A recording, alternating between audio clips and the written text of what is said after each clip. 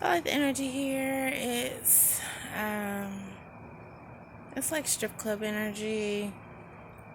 Um, and being a comedian is a lot like being a stripper because you get to be on stage and everything. It's also a lot like being a parent. Um,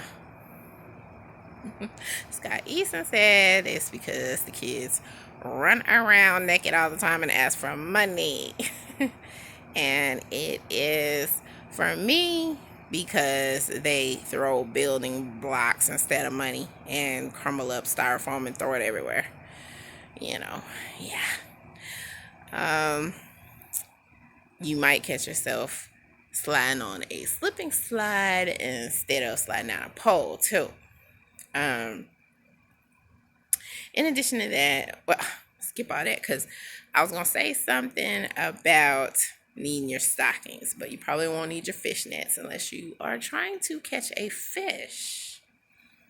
Yep, I know a lot of you are thinking to yourselves that fishnets might be what got you into this situation to this point, up until this point in the first place. And you know what? You are correct. You're right. Yes, I'm surprised they haven't been sued yet. Anyway, that's the whole point of it, right? Well, my kids, they are more into conversation than anything else now. And my kid, she did ask me the other day, she said, "Is bastard a bad word?" And I told her, "Yes, it is, sweetie." And then she tried to argue with me, being the teenager that she is. And she's like, "Oh, my friend told me that it wasn't." I said, "Well, you don't have to take my word for it. Go ahead and look it up yourself." And so she did. And then I heard this excruciating well. And she goes, "The bastard is a kid who has two parents that are not married." Yeah, and her sister chimed in and she goes, "We were probably the only two bastards in the whole school." And then her sister retorts. She goes, yeah, retorts. And she's like, she just starts telling her all the bastardly facts about all their friends. And that's when I had to interject. And I was like, bastard really just means that you have limitless potential to be whoever you want to be.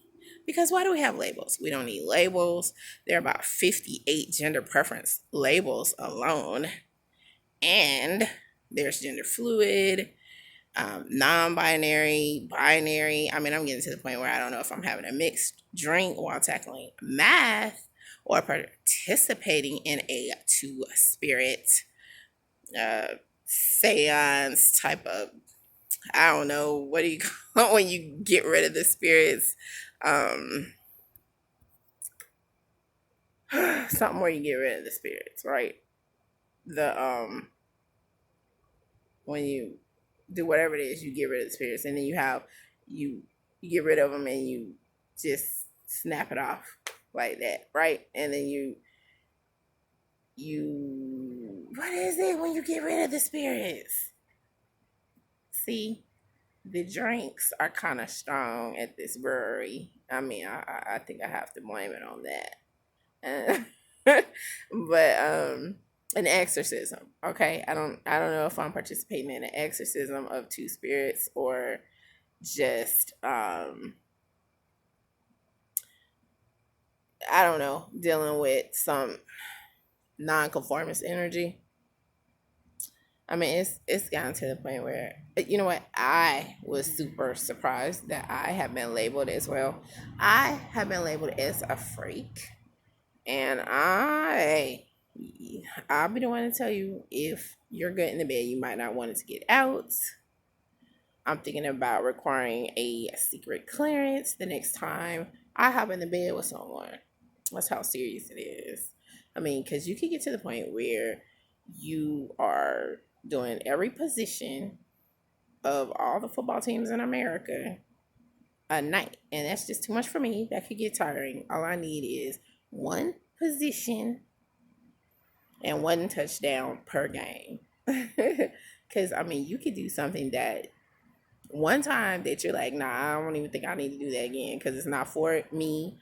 and then you want to switch it, swoop it, smash it, bury it under the cover, and do something different, like go to church or something, and then you see somebody staring at you at church with googly eyes because why? They want to get drafted because they heard the team was good.